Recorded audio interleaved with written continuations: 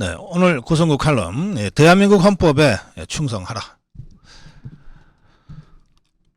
어제 그저께죠. 윤석열 대통령은 통일부 장관을 새로 지명하고 국민권익위원회 위원장과 13명의 차관에 대한 임명장을 수여했습니다.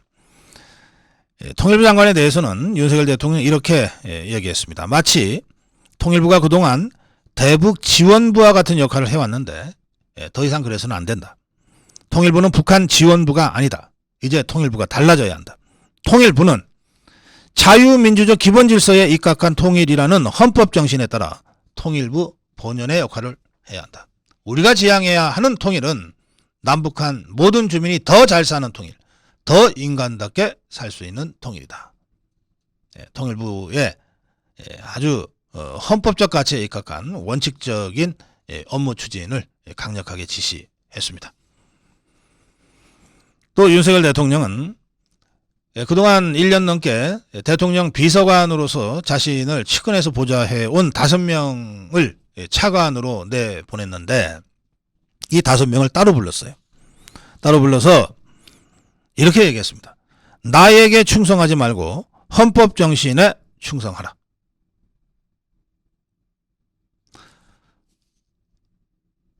또 정권이 바뀌었는데도 전혀 움직이지 않고 조금 버티면 또 정권이 바뀌지 않겠냐고 생각하는 복지부동, 복지안동.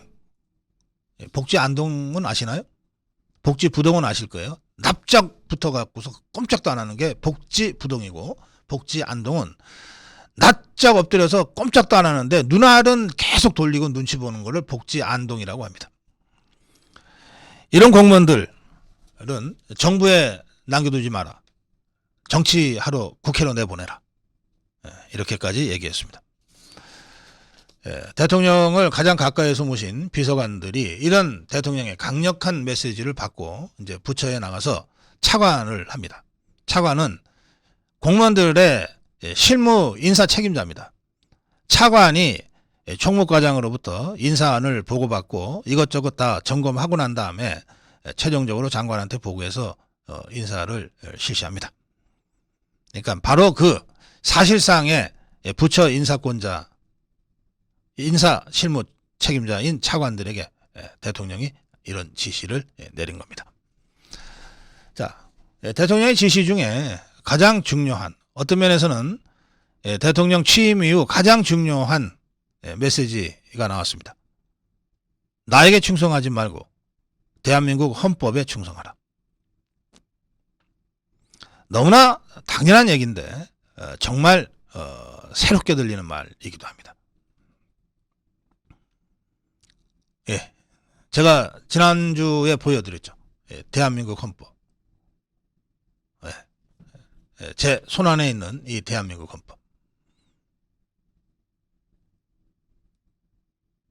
제가 지난 토요일 날 당진의 16개 시민단체 연합회가 초청한 강연의 제목도 자유민주주의와 대한민국 헌법이었습니다. 정말 뜨거운 열기 속에서 자유민주주의와 대한민국 헌법 특강과 질의응답이 이어졌습니다. 그 영상을 사실은 대통령이 나에게 충성하지 말고 헌법에 충성하라고 한 이 대통령의 메시지를 보고 제가 오늘 아침 방송 끝난 다음이라도 그 특강 영상을 올려드리는 게 좋겠다 이렇게 생각을 했는데 생각을 좀 바꿨습니다. 충남 당진시의 16개 시민단체 초청으로 제가 한 자유민주주의와 대한민국 헌법이라고 하는 특강은 헌법이 제정된 7월 17일 월요일입니다. 7월 17일 월요일 아침 방송 끝나고 재헌절 기념으로 그 영상을 보내드리려고 합니다.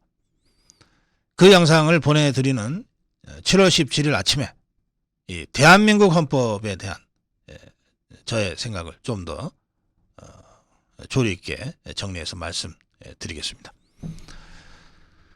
이 대통령 메시지는 나 개인에 대해서 충성하지 말고 대한민국이라는 국가에 대해서 충성하라는 겁니다. 나 윤석열이라는 나 개인에 대해서 충성하지 말고 대한민국 헌법의 주체, 대한민국 헌법의 주인이고 대한민국의 주인인 국민에게 충성하라는 뜻입니다.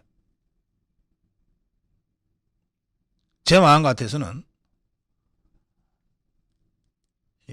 제 손안에 들어오는 이 대한민국 헌법을 한 5,200만 개 정도 만들어서 전 국민에게 다 하나씩 제가 선물 드리고 싶어요.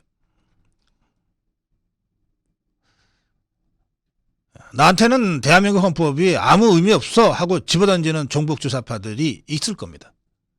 그들의 마음속에는 이 대한민국 헌법이 아니라 조선민주주의 인민공화국의 헌법이 들어가 있을 거예요.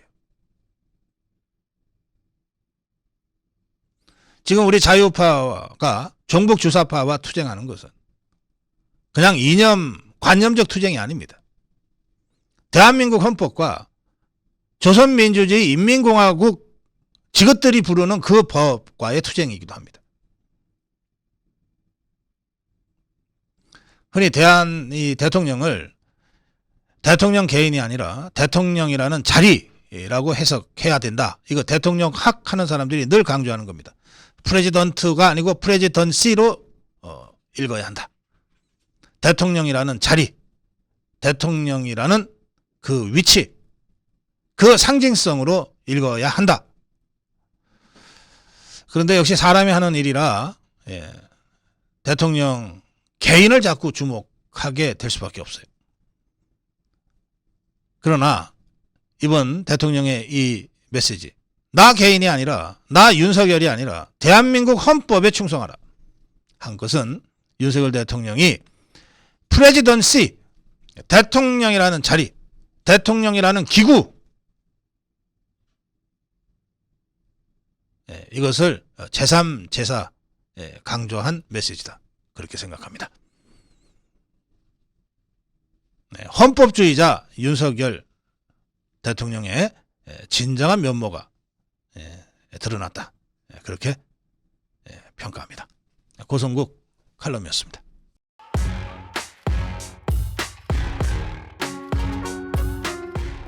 네, 고성국 칼럼입니다. 오늘 문재인이 얘기를 잠깐 먼저 하겠습니다. 문재인이가 어제 윤석열 대통령의 반국가 세력 발언을 겨냥해서 집단에는 반격이라고 한 것 같습니다. 문재인의 말은 이렇습니다. 아직도 냉전적 사고에서 벗어나지 못한 사람이 많다. 역대 정부가 평화를 위한 정책에서 일관성을 가지고 이어달리게 했다면 남북관계와 안보 상황 그리고 경제까지 얼마나 달라졌을까 생각해본다. 이랬는데 저는 문재인이를 무슨 논쟁 상대라고 생각하지 않습니다. 이게 최소한 무슨 기본적인 머리가 있어야 논쟁이라도 하지. 그냥 짧게 논평하겠습니다. 역대 정부가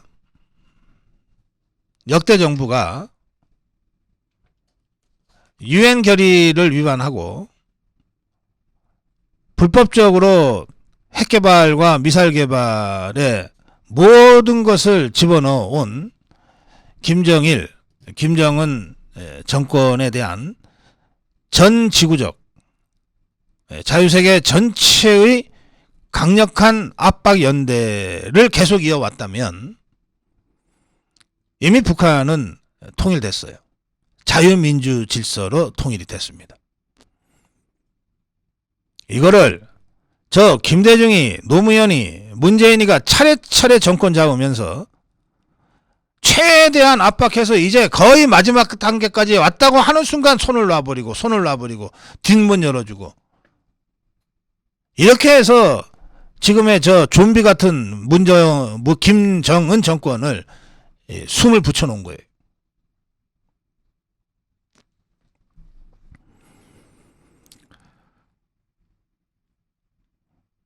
그랬던 문재인이가 윤석열 대통령을 향해서 냉전적 사고에서 벗어나지 못한 사람이 많다. 자, 냉전은 언제 끝났습니까?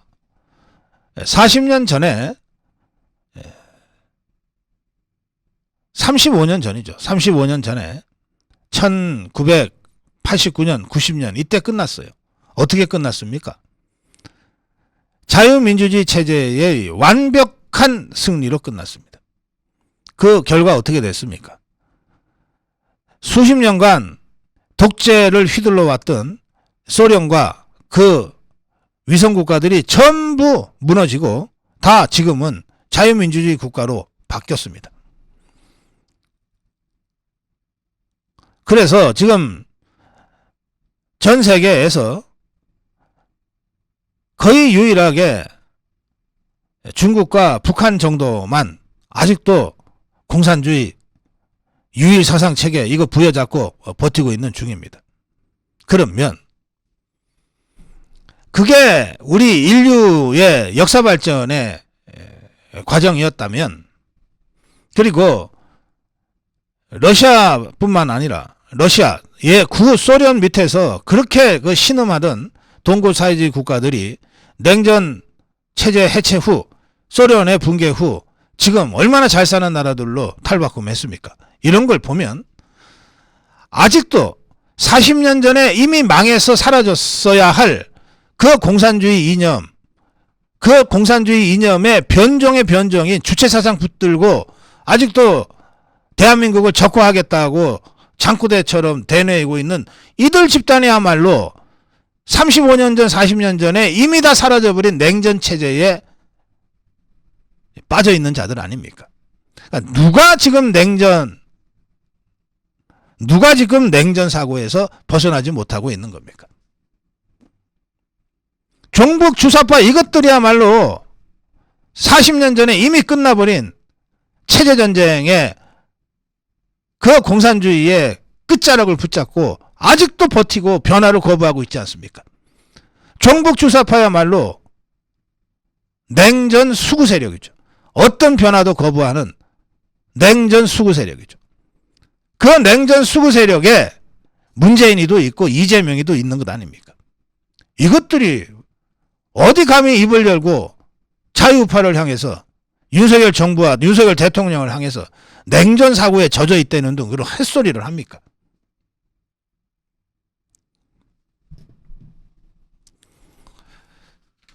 수구라고 하는 것이요, 변화를 거부한다는 뜻입니다. 좌파를 자꾸 진보라고 표현을 하니까 이 좌파는 자꾸 새로운 변화를 추구하는 집단인 것처럼 착각하는데 그렇지 않습니다. 이미 1989년, 1990년 소련이 무너지는 과정에서 그 소련의 마지막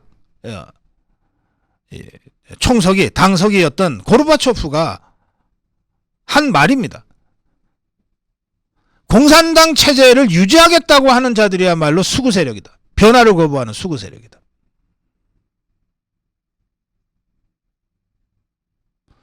지금 김일성, 김정일, 김정은 3대 세습체제를 어떻게든 유지하려고 하는 자들, 이미 박물관에 다 처박혔어야 될 이 공산주의 이념과 주체사상을 아직도 붙잡고 있는 자들이야말로 세상 어떻게 바뀌는 줄 모르고 변화를 거부하는 수구 세력인 거예요.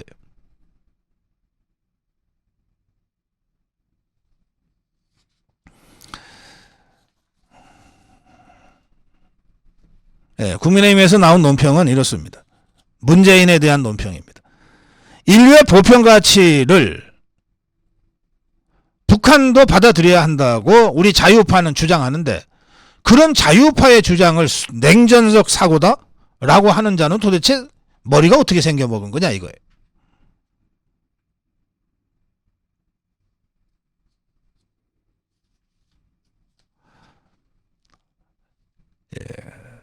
칼막스의 사적 유물론, 프롤레타리아 혁명, 필연론, 이거 다 수십 년 전에 폐기됐어요. 언제 없어졌어요.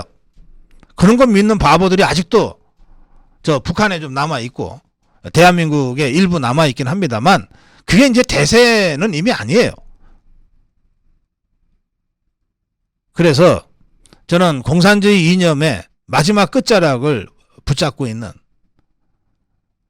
또 아직도 저 주체사상 수령론에 빠져서 김정은이 지시 따라서 움직이는 이 종북주사파 간첩들, 그리고 더불어민주당의 종북주사파 정치인들, 이들이야말로 우리 사회에서 가장 수구적인 집단이다. 자신들의 기득권 요만큼도 버리지 않겠다고 하는 가장 반역사적인 수구 집단이다. 이렇게 분명하게 이들에게 낙인을 찍어줘야 된다고 생각합니다. 네, 고성국 칼럼이었습니다.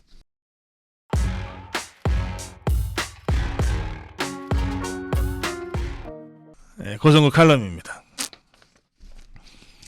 체제 위협, 킬러 악법 완전 제거해야. 먼저 윤석열 대통령의 메시지를 좀 먼저 보겠습니다.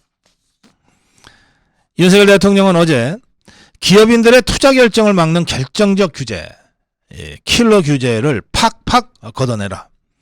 그러면서 중대재해처벌법, 대형마트 의무 휴업법, 화학물질 등록 및 평가 등에 관한 법률, 화평법, 화학물질 관리법, 화관법 등을 겨냥해 킬러 규제 철폐 발언을 했다고 합니다.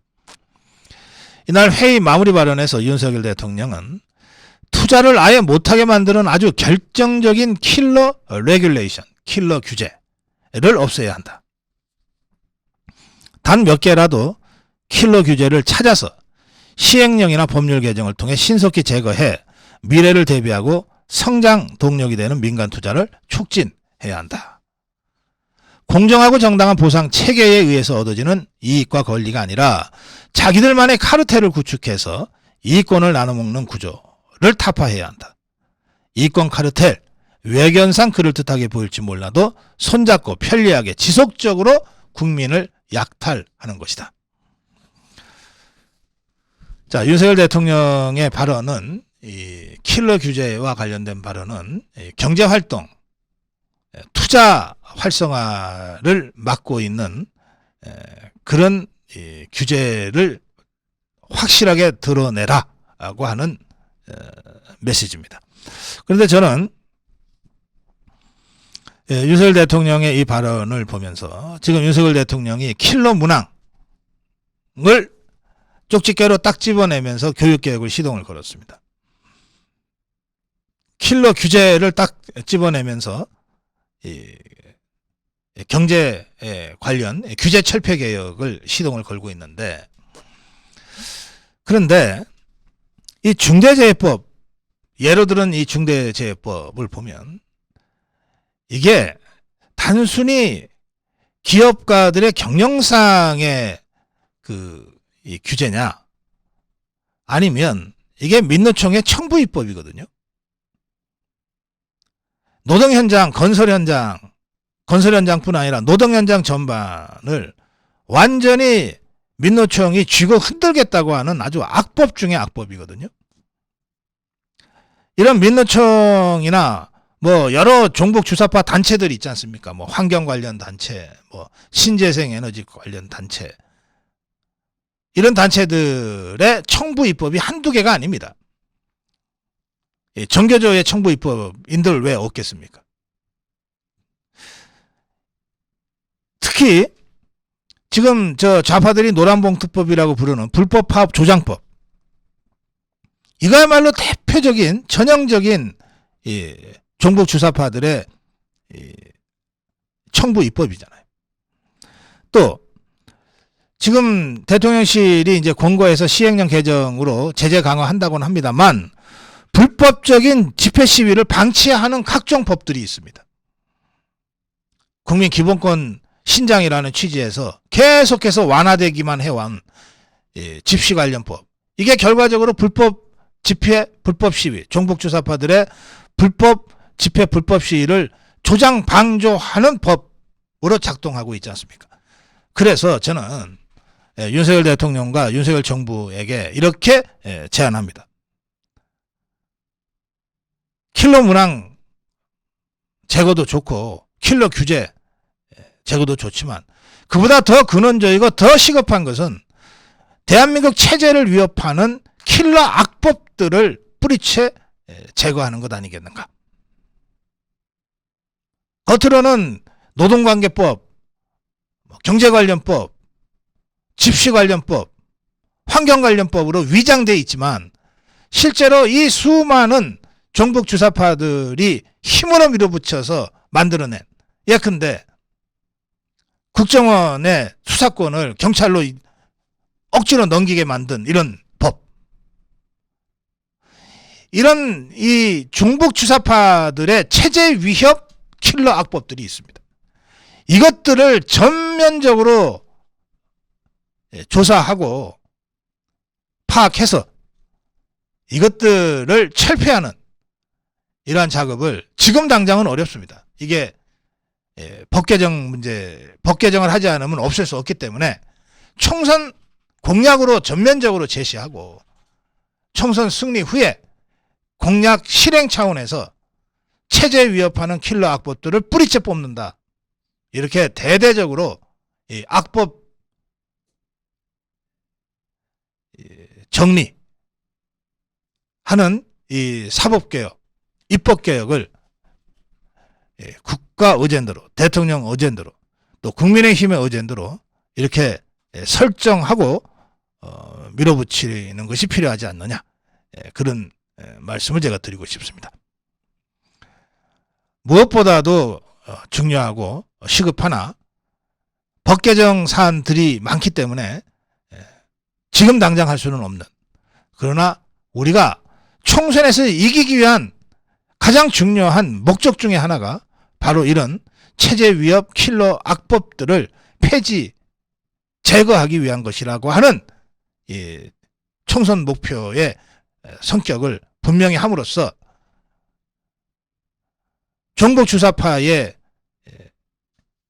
따르지 않는 절대다수 대한민국 국민들을 우리 자유파 진영, 윤석열 정부와 국민의힘의 지지층으로 적극 끌어들일 수 있는 그런 전선 형성을 좀 적극적으로 고민해 봤으면 좋겠다. 이 문제 제기를 여러분께 합니다. 고성국 칼럼이었습니다.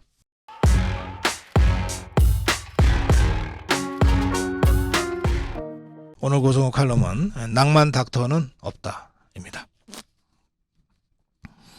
저는 국민학교 때 잠깐 동안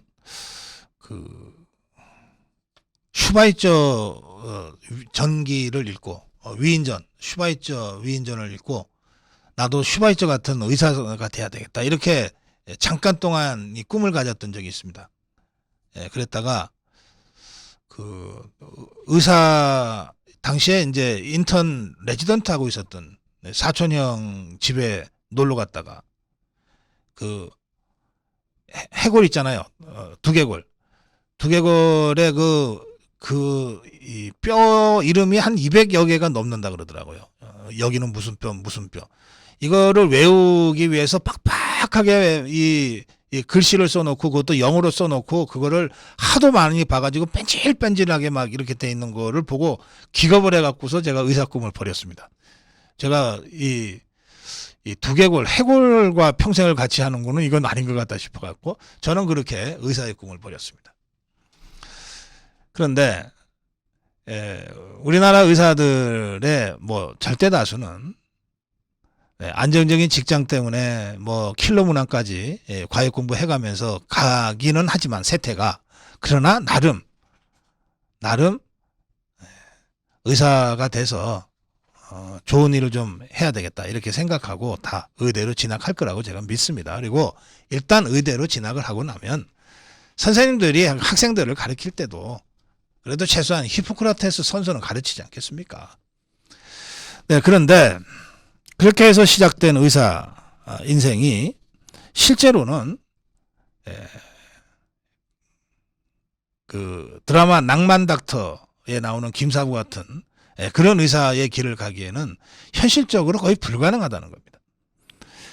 드라마에서는 김사부의 입을 통해서 의사란 이래야 돼 라고 하는 얘기들을, 메시지를 보냅니다. 우리가 하는 일은 다치고 아픈 사람 치료해주는 일이야. 시작도 거기고 끝도 거기여야 돼. 죽어가는 환자를 앉아서 보고만 있을 거야. 이게 이제 우리가 꿈꾸는, 우리가 만나고 싶은 의사들의 모습이죠. 제가 아파서 갔어요. 아파서 갔는데 이거 이 사람이 과연 회생 가능성이 얼마나 있나 이런 거나 따지고 있고, 그리고 이 사람 치료비 낼 능력이 있나 없나 뭐 이런 거나 따지는 것 같고, 그런 의사 만나면 끔찍하잖아요. 누구나 다 우리가 아파서 병원에 갈 때는 야, 우리가 하는 일은 다치고 아픈 사람 치료해 주는 일이야. 죽어가는 사람 앉아서 보고 있을 수는 없잖아. 나중에 어떻게 될 값에 일단 치료부터 해 라고 하는 그런 의사를 만나고 싶죠. 그게 낭만 닥터의 주인공의 모습이고, 우리는 바로 그런 의사를 만나기를 정말 간절히 원합니다. 이게 내 생명이 달려있는 문제인데. 그렇죠. 그런데 현실적으로는 그런 낭만 닥터는 없습니다. 없어요. 예전에는 있었던 것 같아요. 그러니까 저도 의사 꿈을 잠깐이라도 꿨죠. 지금은 없어요. 왜 이렇게 없어졌냐? 우리가 없애버렸기 때문에. 우리가 없애버렸어요. 낭만 닥터는 드라마에서만 존재할 뿐이고 현실 속에서 존재할 수 없습니다. 우리가 그런 방식으로 의료 시스템을 개판으로 만들어 놨기 때문에 그렇습니다. 그래 놓고 여전히 우리는 머릿속으로는, 관념적으로는 낭만 닥터를 찾아는 거예요. 헤매는 거예요. 병원에 가면 그런 낭만 닥터가 없단 말이에요. 그러면 왜 없냐고 불평을 토해요. 우리가 그렇게 만들어 놨는데.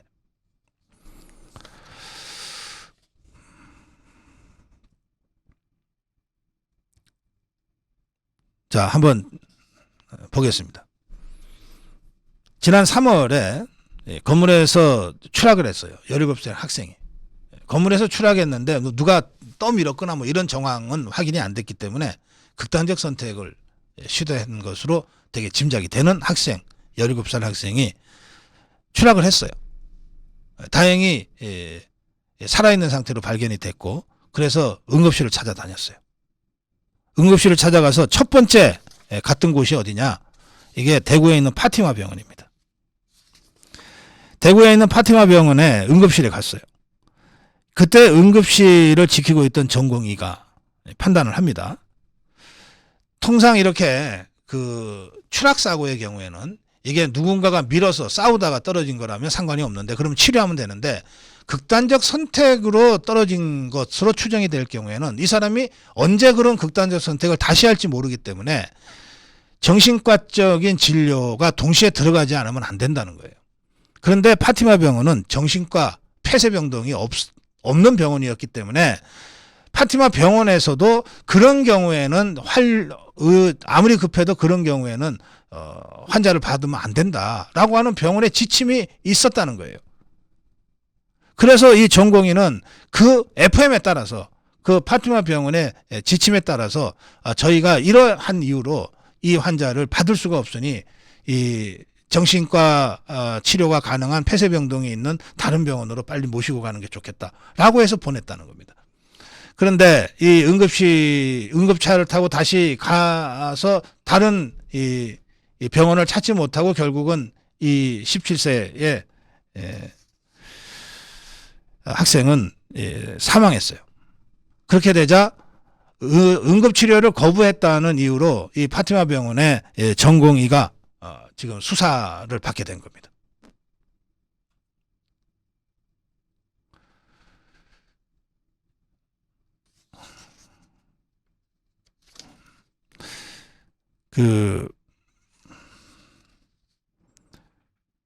이 경찰은 이 전공의 A씨가 정당한 사유 없이 응급의료를 거부할 수 없다는 응급의료법 제48조 2조를 위반했다고 보고 수사를 진행하고 있는데, 파티마 병원 측은 그때도 그렇고 지금도 그렇고 우리는 정신과 병동을 운영하고 있지 않기 때문에 자해나 자살 시도 등 정신과적 문제가 있는 환자는 처치가 불가능하다고 공지하고 있었다. 그리고 전공의 A씨는 이 병원의 공지에 따라서 대응한 것이다. 정신과적 치료가 필요한 환자를 받으려면 혹시 모를 돌발 상황에 대비해 폐쇄병동을 운영해야 하는데, 폐쇄병동을 우리는 운영하고 있지 않아서 환자를 받을 수 없었다. 그렇다면 이 시점에 이 전공의 A씨가 올바른 판단했는지 아니면 구체적인 이유 없이 응급 의료를 거부해서 처벌을 받아야 되는지의 문제는 이 실려온 환자가 정신과적 진료가 필요한 사람인지 아닌지 이를 판단하는 것이 1차 중요합니다. 그리고 그것에 대한 의사의 판단이 정당했는지를 봐야 되는 거예요. 그런데 그런 것 저런 것 따지지 않고 일단 이 사람은 의료 거부해서 사람이 죽었으니 일단 수사한다. 이런 식으로 하면 자 결론은 여기서부터입니다. 이런 식으로 하면 그러면 누가 응급실 근무를 하겠느냐 이거예요. 누가 응급실 근무를 하겠느냐는 거예요. 이대 목동병원 사례가 또 있습니다. 비슷한 사례인데요. 이대 목동병원 사례는 어떤 거냐면 여러분들 기억하실 거예요. 이대 목동병원에 2017년인데 중환자실에 입원했던 신생아 4명이 폐혈증으로 연달아 숨졌습니다. 그러자 신생아 중환자실을 담당했던 의료진이 업무상 과실치사 혐의로 기소가 됐어요. 이 사람들 다 잘렸어요. 교수, 의사직 다 잘렸어요. 그리고 기소가 됐어요. 그리고 교수 3명은 구속됐습니다. 당시에. 막 국민적 여론이 들끓었거든요. 어떻게 애 넷이 연달아 죽냐, 아기들이. 이거 의사들이 이게 직무유기한 것 아니냐. 업무상 과실 아니냐. 막 분노하는 여론 때문에 이 사람들 3명이 변명 한마디 못하고 일단 감옥에 들어가 버렸어요. 그렇게 하고 재판이 이루어졌는데 이 사람들 말이죠. 대법원에서 모두 무죄 판결 받았어요. 그러면 대법원 무죄 판결이라고 하면 무죄라는 것 아닙니까? 그러면 죄 없이 이 사람들이 감옥에 가서 몇 년간을 고생하고 재판받느라고 쫓겨다니고 그리고 병원에서 쫓겨나고 학교에서 쫓겨나고 했다는 것 아닙니까? 자, 이들이 억울한 사정은 또 개인 일이라고 합시다. 뭐 살다 보면 운이 없거나 재수 없는 경우도 있잖아. 좋아요. 중요한 건 말이죠. 이 사건이 벌어진 직후부터입니다. 무슨 일이 벌어졌냐? 무슨 일이 벌어졌냐? 소아청소년과 지원생이 없어졌어요. 누가 이런 상황을 보면서 소아청소년과를 그래도 나는 가서 아기들 생명 내가 구할 거야 라고 할 수 있겠느냐는 거예요. 소아청소년과 붕괴가 이때부터 시작됐습니다. 필수 의료 분야라는 게 있어요. 미용 성형 같은 건 필수 의료가 아닙니다. 피부과 필수 의료 아니에요. 그냥 좀 불편하고 가렵지만 참을만 하잖아요. 그러나 필수 의료 분야라고 하는 게 있어요. 응급실. 여기 의사 없으면 사고 난 사람 가서 의사가 없으면 죽어요. 소아청소년과, 소아과 말이죠. 이게 말이 잘 안 된단 말이에요. 애들이 말로 자기 신을 설명할 수 없잖아요. 그러니까 숙련된 이 전공의들이 아이들 표정이나 이런 것만 가지고서도 어디가 아픈지 이걸 발견해내고 처치를 해줘야 되거든요. 이게 응급 필수 의료예요. 필수 의료. 흉부외과. 그러니까 심장 마비 왔다. 일단 절개해서 심장 다시 뛰게 해야 되잖아요. 그렇죠. 이런 흉부외과 이런 게 필수 의료란 말이에요. 산부인과 필수 의료입니다. 옛날처럼 다시 조산원이 애기 받아주는 시대로 돌아갈 겁니까? 저 시골 이 지방에서는 이 산모를 응급실에 응급차에 싣고 2시간씩 달려서 산부인과로 지금 데리고 가는 상황 아닙니까? 필수 의료란 말이에요. 필수 의료. 그런데 필수 의료라고 하는 건 그만큼 위험 부담이 높잖아요. 환자들이 위험하고 위중한 상황에 환자들을 다뤄야 되기 때문에 치료하는 과정에서 환자가 그걸 버티지 못하고 사망하는 경우들도 있고 그러니까 사망률이 높은 영역일 수밖에 없어요. 그만큼 우리 생명과 직결된 영역이 필수 의료예요. 그런데 그때마다 이런 식으로 이대 목동병원의 병원 의사 3명 감옥에 일단 보내놓고 재판하듯이 전공이 일단 잡아놓고 재판하듯이 이렇게 해버리니까 우리가 그동안 그렇게 해왔다고요. 그러면 도대체 이 필수 의료 분야에 누가 가겠냐는 거예요. 필수 의료 분야는 지금 의사 숫자는 많지만 필수 의료 분야를 지원하는 전공의 인턴 레지던트들은 거의 없어요. 여기저기서 지금 인력 난입니다. 그러면 이 내용 잘 모르는 사람들은 야, 의사가 부족하대. 그럼 의사 증원을 의사들을 더 뽑으면 되잖아. 아니, 더 뽑으면 그 의사들이 필수 의료로 가냐고요. 비필수 의료 분야. 뭐 이를테면은 뭐 이게 제가 그걸 낮춰보는 건 아니지만 적어도 필수 의료가 갖고 있는 이 위험성 4D 이 사람들 거의 24시간 근무하잖아요. 워라밸 같은 거 다 포기하고 해야만이 되는 게 필수 의료 분야란 말이에요. 오랜만에 친구들이랑 저녁 먹다가도 병원에서 응급환자 급하게 왔습니다. 선생님 이거 개복해야 됩니다. 그럼 뛰어가야 되는 게 필수 의료 분야의 의사들이란 말이에요. MRI 사진 해독해 주세요는 내일 할게요가 되지만, 그러니까 영상이라든지 피부 비뇨기과라든지 이런 정말 돈 잘 벌고 안전한 영역에 있어요. 의사들이 왜 그런 데를 가지?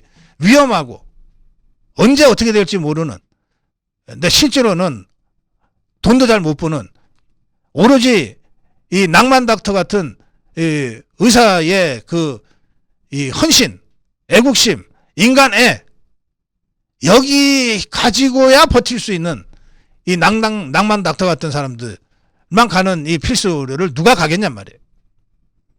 그런데 이제 이 낭만 닥터들은 그냥 드라마에서만 존재한다니까요. 여러분들이 언제 어떤 형태로 병원에 갈지 모르잖아요. 직접이거나 또는 가까운 가족들 때문에 가게 될 때 여러분의 가족의 생명을 맡겨야 될 그 의사들이 낭만 닥터 같은 사람들이 아닐 수밖에 없는 이 의료 현실이 있다는 거예요. 이걸 우리가 이렇게 만들어 놨다니까요. 역대 정권들이 의료 통합을 강행하면서 의학 분업을 강행하면서 문재인 케어를 미친 듯이 몰아치면서 이렇게 우리 병원들을 이렇게 만들어 놨어요. 그래 놓고 드라마만 맨날 낭만 닥터 드라마 찍으면 뭐 어떡합니까? 현실로 존재하지 않는데, 현실로 존재할 수 없는데.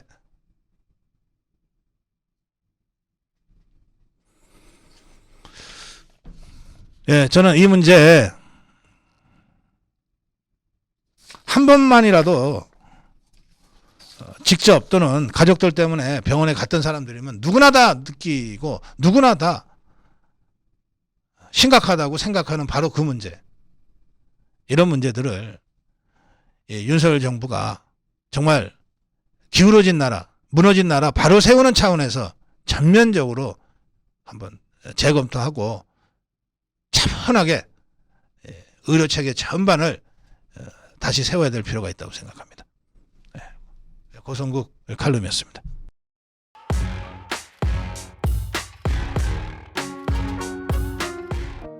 오늘 칼럼은 윤석열 정부는 MB 시즌2가 아니다 입니다.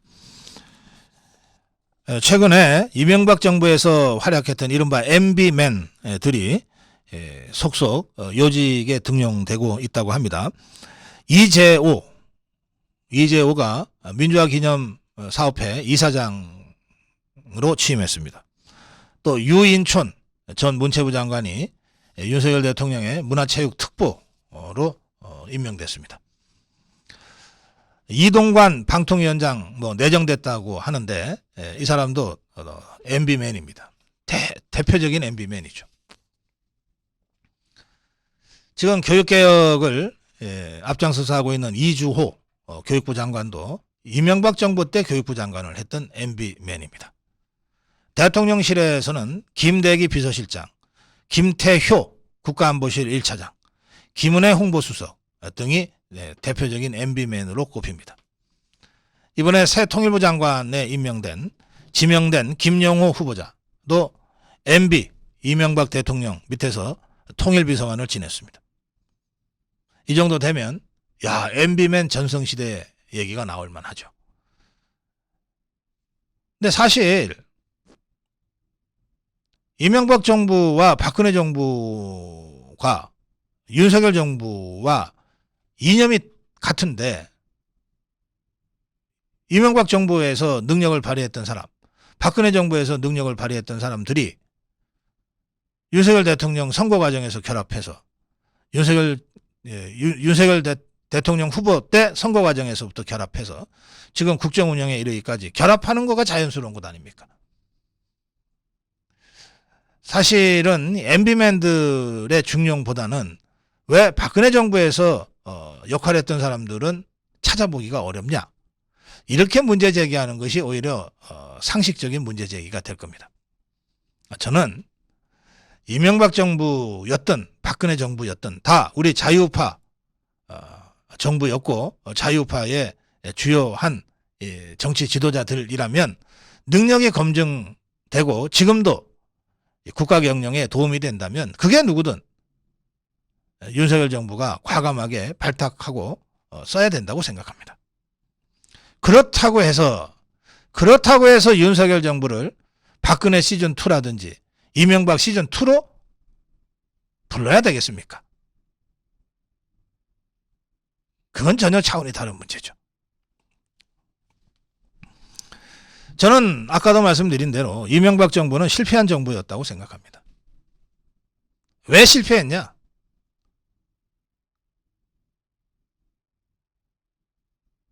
별 내용도 없는 실용주의를 앞세우는 바람에 실용정부 그랬잖아요. 실용주의를 앞세우는 바람에 실제로 종북 주사파들을 원천 제거할 수 있는 절호의 기회를 놓쳐버렸다. 그리고 실제 실용도 제대로 하지 못했다. 실리나 좀 추구하다 말았다. 그래서 실패한 정권이다. 정권 재창출하지 않았느냐? 그 정권 재창출은 이명박이 했습니까? 박근혜 후보가 했지. 2007년에 이명박 후보가 저쪽 좌파들이 낸 후보 정동영이를 꺾고 대통령 선거에 이겼습니다. 그때 표 차이가 얼마였는지 혹시 기억하십니까? 530여만 표차. 그야말로 압도적인 표차로 이겼어요. 그때가 종북 주사파를 싹 쓸어버릴 절호의 기회였습니다. 국민들 압도적 다수 530여만 표 차이가 날 정도로 국민들이 이명박 대통령한테 힘을 실어줬어요. 곧이어 대통령 취임 2달 만에 치러진 대통령 선거, 국회의원 선거, 국회의원 선거에서 압도적으로 우리가 과반은 이겼잖아요. 국민들이 이명박 대통령한테 여러 차례 강력하게 힘을 실어줬어요. 그 힘을 어디다 쓰려고, 그 힘 어디다 쓰라고 밀어줬습니까? 그 당시는 김대중이가 5년 해먹고 노무현이가 5년 해먹으면서 뭐 북한에 갔다 오느라고 뭐 돈을 얼마를 썼니 어쩌니 그러고 있을 때거든요. 그러니 그때 그 종북 주사파들을 확실하게 정리하라는 것이 이명박 530만 여표의 압도적 승리의 바탕에 있었던 거예요. 이걸 이명박 정부 5년 동안 아무것도 하지 못했어요. 안 했어요. 530여만 표나 이겨놓고 촛불 몇 개 들고 시위한다고 그래. 대통령이 청와대 뒷산에 가서 눈물 지으면서 아침 이슬을 따라 불렀다는데 이게 말이 되냔 말이에요. 그것도 정권 초기에. 실용주의가 아니라 약해 빠진 유약하기 짝이 없는 실리추구 정권이었던 것 아닙니까? 그래서도 실패했다고 봅니다. 그래서 윤석열 정부는 MB 시즌2가 돼서는 절대 안 된다고 제가 말씀드리는 거예요. 윤석열 정부는 얼마 전에 대통령이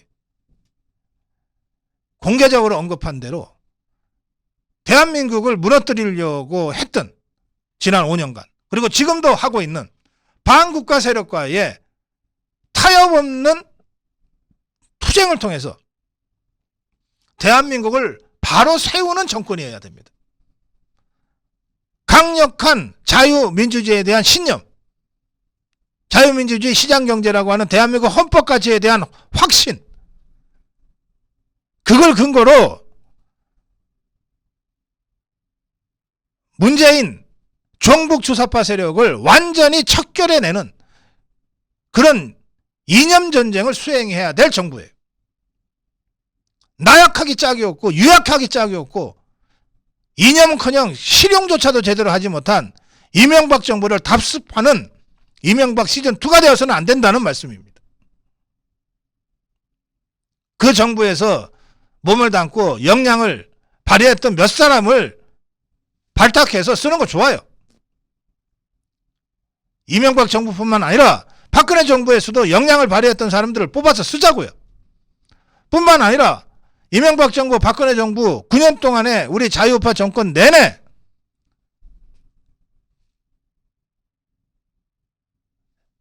제도권 밖에서 자유우파 역할과 활동을 해왔던 사람들 뽑아 쓰자고요. 그렇다고 해서 윤석열 정부가 이명박 시즌2가 되거나 박근혜 시즌2가 되어서는 안 된다는 거예요.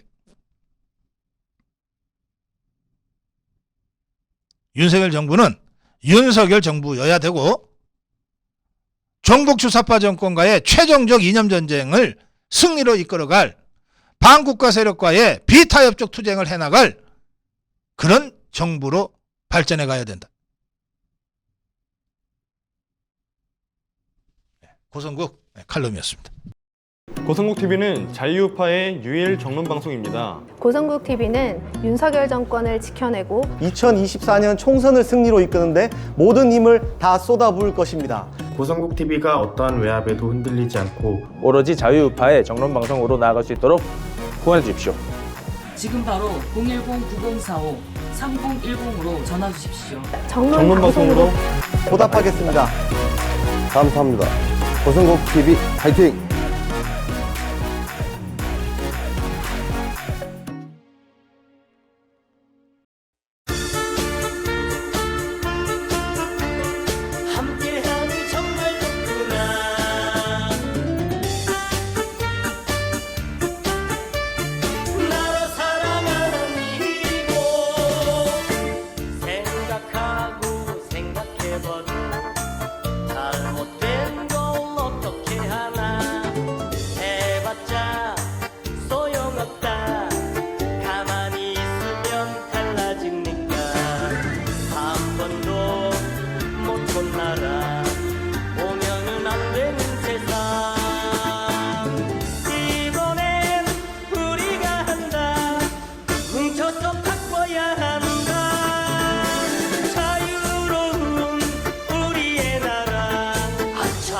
저들의 나라 어림없다 걱정 없다 아미고가 지킨다